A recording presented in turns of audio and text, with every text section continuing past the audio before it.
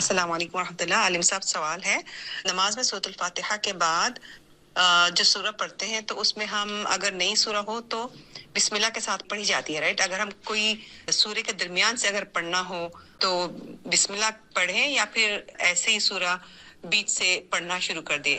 سوال یہ ہے کہ سورۃ فاتحہ سے پہلے پہلی رکعت میں اعوذ باللہ بسم اللہ پڑھنا ہے اور پھر سورۃ فاتحہ پڑھنی ہے۔ سورۃ فاتحہ کے بعد جو اگلی قرات ہے اگر سورت کے شروع سے شروع ہو رہی ہے تو پھر تو بسم اللہ پڑھنا ضروری ہے۔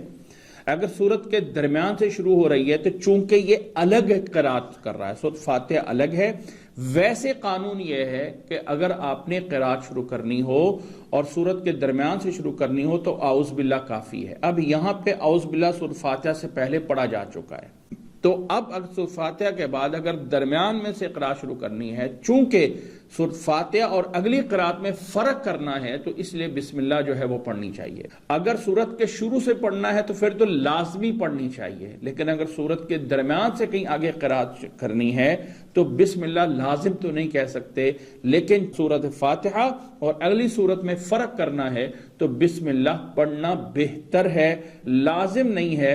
لازم تب ہے کہ اب آپ نے اگلی سورت اگر سورت کے شروع سے ہی کرنا ہے تو پھر بسم اللہ لازم ہے۔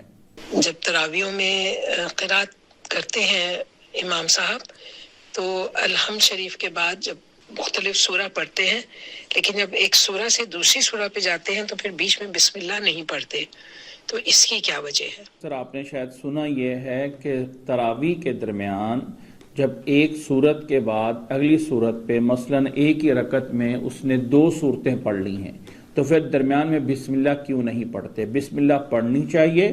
وہ اکثر جو ہے وہ بسم اللہ آہستہ پڑھ لیتے ہیں اور پھر اونچی آواز سے سورہ شروع کر دیتے ہیں، لیکن یہ تکلف ہے۔ اگر بسم اللہ بھی اونچی آواز سے پڑھ لیں اور اگلی سورت کو بھی اونچی آواز سے پڑھیں تو یہ بہتر ہے۔ وہ جو تراویح میں کوئی امام ایسے کر لیتے ہیں کہ جی سورت کے درمیان کی بسم اللہ آہستہ پڑھ لیں اور سورت جو اونچی آواز سے پڑھ لیں، تو یہ جو ہے وہ جائز یا بہتر نہیں ہوتا ہے۔